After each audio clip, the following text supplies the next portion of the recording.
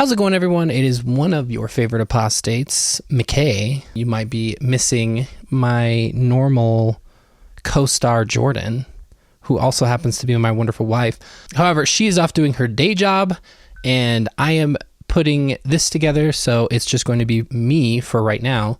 Just to preface this is a clip that I took from last week's stream, because obviously the streams, they don't get as many people. It's something that we just love to do. It's kind of like a little passion project of ours, and we love all the people who come and stream with us. We do so every Tuesday night, so come and hang out if you would like. We are always doing crazy stuff. But because that does get fewer views, and I didn't want to get this kind of topic buried, I wanted to go ahead and edit some of it down and throw it up for the broader audience to see. So without further ado, I'm going to let us take it away, and I'll see you in a second. Anyway, there's been some pretty big situations going on as far as the Mormon Church is concerned out in Australia. This has kind of been an ongoing situation, I guess, that's been developing. I remember hearing about it for the first time like last year. Mm-hmm. Oh, I can change the font size. And it was just such a strange thing, especially in Mormonism. Like, I can tell that they are trying to keep things under wraps like a lot, because this shit would absolutely break my shelf if I knew about it and how they were doing shit like this, because it is like dishonesty on a whole different level. So we can go through this just real quick. No, the Mormon churches know nothing is new about the Mormon church committing fraud. No. This has been going on for a long time. But literally since the beginning. Yes. But Australia has been a little more like liberal in their push to kind of confront them about this kind of behavior, whereas the U.S. we just don't really care. Here in the United States, because of the First Amendment, organizations like this abuse the First Amendment because it essentially gives you all these exemptions and privileges that can't be refuted because of the constitutional right of freedom of religion and what have you. But it seems that in other places that might not be so liberal, which in my opinion can be a good thing. Obviously, people should still have their freedom, but it shouldn't mean that they get any sort of special privilege. So anyway, let's just read into this real quick. The Mormon Church is significantly reducing its use of a controversial shell company after an investigation revealed it had engaged in alleged serious tax evasion in Australia. The Church of Jesus Christ of Latter-day Saints, commonly known as the Mormons, set up a tax structure in 2012 that allowed its adherents in Australia to accumulate exemptions worth hundreds of millions of dollars that are not lawfully available to followers of other religions. The investigation by this masthead in April 2022 found some of its tax activities could be in breach of Australian tax laws. Now the Latter-day Saints Church, which has repeatedly said it complies with tax laws, has moved to unwind the tax structure. Boo. Now, the first thing, I mean, the hit dog hollers, right? This is like, oh, you guys are being accused of tax fraud for using this shell corporation. And then they're like, okay, we're not going to use this shell corporation very much anymore because you guys accused us of tax law. Like, I mean, it is what it is. And you guys are just kind of like, yep, this is bad. So now that we've gotten caught, we're going to roll it back. In Australia, the church has ensured that donations and tithing, neither of which are tax deductible, are routed through a charitable trust to gain 100% tax deductibility. Mormons are required to pay 10% of their gross income in an income deducting practice known as tithing, a significant financial impost on followers. I've never heard the word impost in English, but luckily because of Spanish and context, I know what it means. Do you want me to read the rest? Go for it. Australia is unusual among English-speaking countries in that it does not allow tax deductions for tithing church donations, which is interesting compared to the U.S. Where that when we were Mormons, that was 100% of our charitable giving in a year that we claimed on our taxes. We did not normally donate to any sort of other charitable cause. That was all of our donations. But it does allow generous deductibility for charitable giving. The use of the Sydney-based LDS Charities Australia, which has no paid staff, ramped up in recent years. The shell company received $90 million in donations in 2021. That fell to just $30 million in 2022. It was in April that year that the charity first came under scrutiny for its tax practices. A church spokesman did not directly answer questions, shocking, about the fallen donations, but said adherents continue to generously donate through paying tithes and other offerings. So they're giving us money, but not like that. Yeah. These funds are utilized in accordance with relevant laws and regulations, he says. Former Mormon Bishop Dr. Simon Southerton, who made the initial complaint about the church's tax practices to the charity's regulator, said the shift in Australia was important. It comes several months after the U.S. Securities and Exchange (SEC) Commission settled a case against the Mormon-run Ensign Peak Advisors and the church for $5 million after it failed over a 22-year period to disclose its investments and hid its assets via a network of shell companies. Now, they had to pay $5 million out of their $100 billion bank account. Like, $100 billion is river. Such a low estimate of what it's worth now. Can you imagine forgetting to pay your taxes for 22 years? And they're not even paying taxes. They're just not talking, or they should be paying taxes, really. Because this is income that's generated from gains and shit like that, and investments. But can you imagine not paying for your taxes for 22 years and not even receiving a 1% slap on the wrist? Like, that's fucking crazy. So crazy. One has to hope that this signals the beginning of Australian regulatory authorities taking action in respect of the $400 million that the church has been engaged in at the expense of the Australian taxpayer. In 2019, the Australian Taxation Office made a binding ruling that for a charity to have deductible gift recipient status, which allows tax write-offs for donors, it must have Australia as the focal point in a legal or organizational sense. Yet, LDS Charities Australia has no paid staff, and financial reports for the Utah-based Latter-day Saint Charities obtained by this dude last October confirm it is a legal entity that employs and pays staff for the church's global charitable operation, including in Australia. A church spokesman has previously said the Utah-based charity identified and referred charitable projects to LDS Charities Australia, but maintained local volunteers and made the decisions on which projects were funded. So basically, they're just lying about being involved in Australia. They're throwing other people under the bus because they have to protect the greater good. Until 2020, filings with the charities regulators stated that the LDS Charities Australia just had 4 local volunteers to run what purported to be one of the biggest charities in the country. In 2022, it claimed it had 15 volunteers. The biggest charitable organization in the country has 4 employees. Isn't that crazy? Can you imagine working for a nonprofit that pulls in, what nonprofit pulls in billions in revenue? Right. I don't know if there is one that does. Maybe. But billions in revenue and have 4 fucking employees. The most mismanaged nonprofits I know have more employees than that. 4 employees were managing to commit hundreds of millions of dollars of tax fraud. Oh my God. Are you for real? The tax structure in Australia has meant that since 2015, adherents have been able to draw on $450 million in tax deductions not available to followers of other religions or denominations. Interesting. The church has previously reported that it spends up to 70% of its Australian income on charity. Globally, the church spends as little as 0.3% of its revenue on charity. Dude, this is fucking going in on the church. The church that has hundreds of billions of dollars that they could use towards whatever the fuck they wanted spends 0.3% of that on charity. But they're the most charitable organization in the world. Anyway, crazy. The Australian Taxation Office said it could not comment on the tax affairs of any individual or entity due to the law, obviously.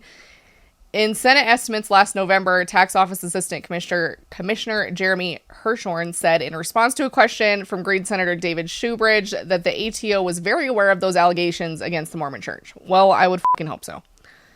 Due to taxpayer secrecy, I cannot confirm or deny whether an investigation is taking place. I'll say as a general proposition, not talking about the specific taxpayer, that we do not view tithing as a gift because the gift must be unconditional. Tithing, therefore, is not eligible for deductibility. Oof. That's a big oof. That is a big oof. A gift must be unconditional. God, if I was Mormon leadership, I would be like rolling over right now. What the? That is like the biggest dig of all time. It is. The exposure of the church's tax practices in Australia led to a broader joint investigation involving 60 Minutes and the Canadian Broadcasting Corporation that uncovered tax minimization by the Mormon Church in other countries, including Canada and the United States. This method also revealed last October that the International Mormon Church had dramatically overstated its global charitable giving by more than $1 billion between 2018 to 2020 to make itself appear far more generous than it is. Oh my God. The Sydney Morning Herald. That's right, These are my folks. new fucking heroes. The extent of Mormon's charity overstatement was uncovered in 15 years of previously unreleased financial reports. I wonder why they were unreleased. A Washington Post investigation in 2020 revealed the church was secretly running a $100 billion investment fund called Ensign Peak that was accumulating vast tax-free wealth by investing in hedge funds such as Chevron, Visa, Apple, and some of the biggest land holdings in the United States. That's right, folks. $100 billion tax-free, baby. Tax-free. Incredible behavior from the Mormons out in Australia. Holy shit. With a very disappointing 0.3% overall spent on charitable giving. Yeah. Now, is that, let's say, for the Mormons that are going to come and have a hissy fit in the comments, is that still a lot? Probably more than a lot of organizations are willing to give. Yeah. Sure. No doubt. Sure. We're not going to hate on any money being donated to charity. However, that's usually you guys just hate charity. No. Because I know that it's not being used for charitable giving. No. You think that it's being used for charitable giving, but by and large, it's being invested to hoard wealth. That's it. And am I happy about the 0.3? Absolutely. Absolutely. We love the 0.3. Yeah. Keep doing that. However, to be like it, broadcasting yourself as like the most honorable, charitable, we just give all our money to charity, like we have all this money, but they give it all away, like all that bullshit to give away 0.3%. Like, who are we talking about? Because I don't think it's you for being the most charitable organization. Neither here nor there. But yeah, I mean, people have talked about Mormonism solving world hunger with all that money, right? Like Mormon Church Fund, $30 billion to solve world hunger for a year. And they have $100 billion. So by that logic, they could solve world hunger for a year. And that is a disappointing amount of money. Disappointing amount of money that they're just going to keep in there and continue to generate revenue. Right. Like all the stuff with GameStop, they participated in all that nonsense. Yep. Tesla. And the squeeze, they're invested in Tesla. Basically any company that they decry or would be against their principles, like Victoria's Secret, they invest in that. Mm-hmm. Caffeine companies, anything that will get them money. They don't care. Yeah. If Starbucks is on the rise, you better believe that they're bought into Starbucks. They do not care. Anyway, so a couple things I wanted to bring up. Here are the Temple Recommend interview questions. These were updated in January 2020. They're currently actively number used. 9. Do you strive to be honest in all that you do? I don't know. Sounds like all of the Australia church leadership probably would say no to that. And then the one immediately following, are you a full tithe payer, baby? Just so fucking corny. Just to be even more thorough in this, I'm going to pull up the Articles of Faith, which are 12 tenets of the beliefs of Mormonism. 13. 13, yeah. As penned by Joseph Smith in a letter and adopted as canon scripture sometime since then. Follow the prophet. Profit indeed. Yeah, Profit for sure. What is with this? Learn with the missionaries. LOL. It's like an ad right in the middle. Of course. Targeted marketing. You go, oh, let's check Am I out the right? Articles of Faith. This is churchofjesuschrist.org, which is kind of their missionary website. You've got the first four, and then boom, ad. Hey, yo, sell your information to us, and we'll send you some missionaries. All right, let's see. 12 and 13 we'll bring up. We believe in being subject to kings, presidents, rulers, and magistrates, in obeying, honoring, and sustaining the law. Maybe we should add an addendum. Unless the law we don't like and there's a loophole available, then we believe that you should exploit that loophole, especially when it comes to now, money. mind you, these articles of faith here are things that you memorize as youth. as a child. As a child. This is like the Pledge of Allegiance. I learned for these Mormonism. when I was probably in 3rd or 4th grade, I would say. Yeah. Probably. But you have to memorize all of these, and it's kind of like a checklist. Like you have to... Usually they reward you with something once you each one you cross off. But we had to... I memorized all these. Honest, chaste, true, benevolent, virtue. Like all of this stuff is still in my head to some degree. Cream. Yep. Mormonism knows all about Wu-Tang. Cash rules everything around me. And then number 3, we believe in being honest. True. These ones don't really apply, but chaste, benevolent, and virtuous. Benevolent. Yep. Doing good to all men. Doing good to all men. Admonition of Paul. We believe all things, hope all things, have endured many things, and hope to be able to endure all things. If there's anything virtuous, lovely, or of good report or praiseworthy, we seek after those things. So hoarding money doesn't sound like we're seeking after those things. I was going to say, what does exploiting tax loopholes... what does that fall under? Is that praiseworthy? If you're a finance guy, that would definitely be praiseworthy. $100 billion is good report. Yeah, am I right? That's a whole lot of cheddar if you're asking me. Lovely. I don't know. That amount of wealth is kind of disgusting to me. Virtuous. I would not consider that virtuous. Of good report, it definitely is of good report to the shareholders or the members, depending on how you look at it. Yeah. Even though they really don't know about it, so they're really holding out on the good news. Well, that article about the $100 billion Ensign Peak Fund didn't come out until 2020, so it was kind of like it was widely known that the Mormon Church had an investment arm that they used to invest money in, because that's been controversial in the past. But until that 2020 article came out, we had no idea just how much money. And that was right around the time that we left the church. And so that was a big deal when that came out. That shook a lot of people. Yeah, that was... But they have the easy justification of nobody takes the time to actually look at, well, the church only invests 0.3% of revenue. And people are like, well, all that money gets donated. All of it gets donated. And you can't argue with that because they don't care. Just as in with other things. They don't care. They just don't know a lot of these things. They don't... If members truly know how much fucking land the church owns, land that's not being used for building up of actual churches or temples and things like that, I think by and large people would be really confused as to why they're the biggest landowner in the state of Florida, and none of that is even accounting for churches or temples and welfare things of that nature. Well, and ranches. I mean, they own... Yeah, ranches are crazy. Ranches on ranches. I think they own the biggest ranch in the United States, don't they? They own office buildings that they lease out to defense contractors. I know for a fact there's a massive building in Texas that is home to Raytheon. Oh, there you go. Across America, subsidiaries of the Mormon Church reportedly hold 1 million acres of agricultural land. Oh, wait, no. It was updated in 2.3 million acres, including private land. Oh, that was in April that they updated that.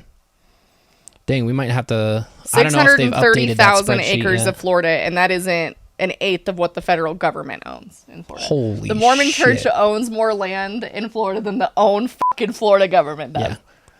Oh my and God. they probably don't even own any of the good shit. Like the Fed probably owns mostly like swampland and stuff like that. Oh yeah. And at least the church is owning like usable land. Well, and then they recently, Mormon Leaks, the Truth and Transparency Foundation, then linked like a whole database of all the things that the church owns. I think we talked about it at least once. Yeah, we've brought it up before. There's some wild shit in there, like all kinds of stuff. Like it even lists it out by, like they made a little map of it. Oh yeah, is that the one where we looked at the whole spreadsheet? I don't know the last time that was updated. Maybe it'd be worth looking at again. It's fucking nauseating looking at that. Like you can just scroll and scroll and scroll, and that's only stuff that is owned in the United States. They don't necessarily have all the information for all the property that the church owns across the world, because in a lot of places you probably really couldn't get that information all in one spot. I don't know what it is about Florida, but the biggest ranch I believe is in Florida, isn't it? I think so. Yeah. I think it's the biggest one. They have a cattle ranch there. Yeah, Deseret Ranch. This Deseret Ranch, the ranch that the Mormons own, is 10 times larger than Disney World. I'm sorry. Dude, oh my God. I'm sorry. Wait. Go back up. Send me this. I want to just illustrate. The church purchased this land in 1950. Oh my God. Can you imagine? Just the value of the land alone is probably increased. According now, the church has more than 44,000 head of cattle and a workforce of more than 90 ranchers and their families. And I like if I that recall, little illustration. Where's the map? Oh, it's right there. Scrolled past it. It hadn't loaded yet. Here you guys go. This 10 is times fucking crazy, Disney, dude. y'all. I don't know who all has been to Florida before, but I think this is all of Orlando proper. It's like most of the size of Orlando. That's insane, dude. And that's what how old is this little article? Oh, it was pretty recently updated, so that's good to know. We love it when publications update their shit regularly. Shout out. Yeah, so Deseret Ranch in Florida is the largest cattle ranch in the United States. Crazy. Owned by the Mormons. 290,000 acres. Yeah. Since the 1950s. I mean, they must have bought... It would have been expensive then, but it would be chump change compared to now. Yeah, easily. And that just isn't... And that's like... People want to buy that land, I would imagine. 300,000 acres, yeah. And then 90... Yeah, that's what I thought. So people live... Like, the ranchers live on the land. Yeah. So they pay those people, hopefully, I would hope, a living wage. And the church, like other financial details, does not disclose the revenue or valuation of the ranch. Of course.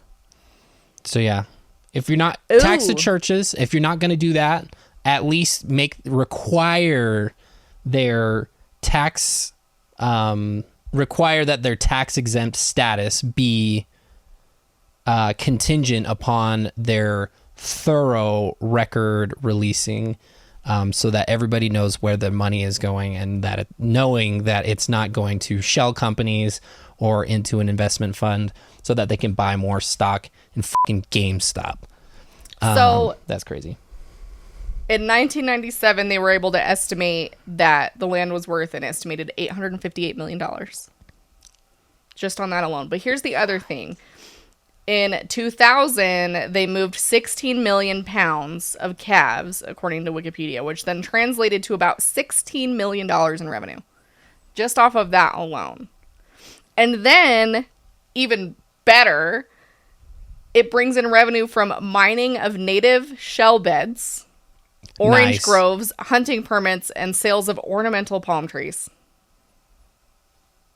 Damn, I want to get me one of those fucking ornamental Mormon palm trees.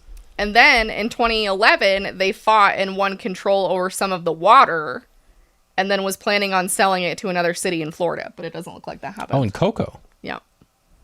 Cocoa Beach, shout out. So this is just like one tiny tidbit of up shit that the Mormon Church does under the radar. They own multiple square blocks of land in Salt Lake City downtown. They practically own downtown Salt Lake. Yeah. Like the whole thing. Office buildings, like things that have the whole mall. Tithing dollars built the mall. Like there's nothing I'm trying to think just how much property that is alone, because that central square area, it's probably like 8 square blocks of just solid, all their land. And then I was thinking about this when I was in the shower earlier. I was remembering back to my mission. If you don't know, it's changed a little bit nowadays. I'm pretty sure you pay proportional to the destination that you end up getting assigned to. But back when I was a missionary, you paid $400 a month to the church, and the church kind of put that all into a pot and reappropriated the funds depending on where everybody was going. So obviously paying for rent in Paris is going to be a whole different ball game from paying the rent for my apartment in Choluteca, Honduras. So you would get basically like luckily the mission office, they would like do the rent situation for us and everything like that. But every 2 weeks they would give us a deposit of money in our own bank account that we could withdraw from an ATM. And you would use that to like buy the things that you needed. In some places it was enough. In other places it wasn't. They were just hoping that the members there would just feed you and stuff like that in a lot of cases. But I remember when I was finishing, I was in an area where I was able to like accumulate extra, and I was like, this is fucking dope, because I'm just going to buy a bunch of like mementos and stuff like that. And they were going so hard. Like, those are sacred funds. They're consecrated for missionary work and to sustain the missionaries, and the use of these funds for anything other than food and necessities is basically sin. It's dishonest, and any funds that you have that are surplus, you should return those at the end of your mission. And even I was like, bro, this is money that my parents are paying to the church, and the church is giving me, and it's much less than what my parents are paying to the church. I'm going to get me some fucking little tchotchkes and shit like that for my family who is paying for this. I couldn't believe that they were, even at that time, I was like, this is so dumb that they, for like an insignificant amount of money, are being so stingy and weird. So I was just thinking about that in the shower. I totally forgot about it. I was like, that's crazy that they're just hoarding wealth like this and doing like these illegal tax loophole, not illegal, but they're tax loopholes, and they still are just like nickel and diming people over nothing.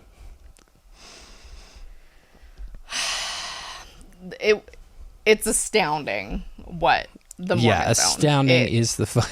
It truly is. I mean, every time we've looked at that spreadsheet, we're like, what the fuck is this? And what is this for? And why do they have this? And where, like, the dumbest shit that you could possibly imagine, they have it. Fun fact, I have tea that Ruby and Kevin's house was actually owned by the Mormon Church before they bought it. Ooh.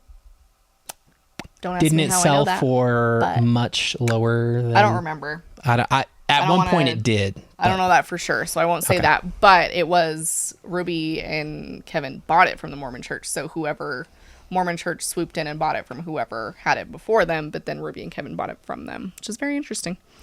Really interesting. Not the current house they're in right now, the one before. Anyways, yeah, this is all stuff that I had no real knowledge of until we left. Yeah. I didn't know anything about the funding. I didn't know anything about the revenue, investments. If you would have asked me what Ensign Peak was, I would have said, is that a church office building? Like, what the hell is that? Or is that a place in one of the mountains on the Wasatch Front or something like that? Like, it's that and the damn vault. Like, we haven't talked about the vault enough either. The devil is in the details. When that whistleblower article was released in 2019 talking about the just sheer size of the Ensign Peak Fund. Their defense was, we were afraid that if the membership knew how much money was invested in this portfolio, they would stop giving tithing. Yep. I don't know why they thought that down. was the fucking defense to go with, but I cannot believe that that is the one that they chose. Unbelievable. The other thing that we haven't really talked about, we've mentioned this with influencers before, but we've talked about how a lot of Mormons move to Hawaii, like Big Island, Hawaii. And there's a lot of draw there because there is a temple on the main island. And I forget just how much there is on the main island that is owned by the Mormon Church, including one of the biggest real estate companies. I don't know how to pronounce it. Is it Laie? L-A-I-E. Is that how you pronounce it? I know for a fact that it is not that, but I don't know the correct pronunciation. I don't know what the correct pronunciation on it is. You guys know what I'm talking about. But they own that city's water company that provides water to the entire city. Now, why would they need that? To the entire city. Why does a church need to own a water company? They own their 72,000 square foot shopping center, their cemetery, 2 of their parks, and then a bunch of other commercial and residential properties. I mean, the list for Utah is insane. It's like on Hawaii, though, like just colonization 101. Yeah. The colonizers are here. But this is just the tip of the fucking iceberg. And they also own the BYU Hawaii, which is like right next door to that temple. Yup. Oh, that's probably why they wanted to get some extra benefits. Anyway, yeah, if you guys, I mean, the rabbit hole is deep on this one. And this isn't even the only thing. Very recently as well in Canada, there have been investigations into the church using BYU as a donation recipient in order to move funds across the border without getting taxed. So that's really interesting. The church also I don't know what came of that. It might still be under investigation. The church owns Bonneville International. Like, there's been some people who have like DM'd us in the past that are like, I was listening to my radio station and they said something about Bonneville International. Yeah, Zions Bank. I've heard Zions Bank. Oh no, it was a different company, but just it was in Colorado. There's a few, like if you're from Denver, Cozy 101 is owned by Bonneville International. What's the country music? The big one here. KYGO. Yeah, KYGO is also owned by Bonneville International. There's a couple places in Arizona and Nevada that radio stations that are also owned by Bonneville International. LOL, there's an FAQ on this website asking if the Mormon Church owns Costco. It does Ain't not. no fucking way that would be owned by Costco. They could own Costco. Costco's too pure. $5 rotisserie chicken? Crazy. It's just, oh yeah, there it is. Here we go. I was hoping KYGO. KYGO, FM KIRO 100.3, 98.5 KYGO. Oh, here we go. Now we have a list. Oh, in Washington, too. We got Seattle. We got Phoenix. We got Denver. Yeah, all kinds of stuff. Looks like some in here servicing Hawaii. Yeah, look at that. All these. Lots in Denver. If you're in Seattle or Phoenix, let me know. And I'll tell you what they are. LMK. Anyway. But anyway, that was a whole tangent. A whole ass tangent. Anyway. That is that. The rabbit hole goes so deep, and we could talk for this on this subject for forever. Totally. But I mean, we haven't even gone through it. I'm sure if we sat down with the spreadsheet and really started looking at things, it would blow your mind. We could probably do a whole last series on it, to be honest. Places that you didn't know were owned by the Mormon Church. Oof. Number 1, Florida. Florida. No wonder it's a fucking hellscape down there.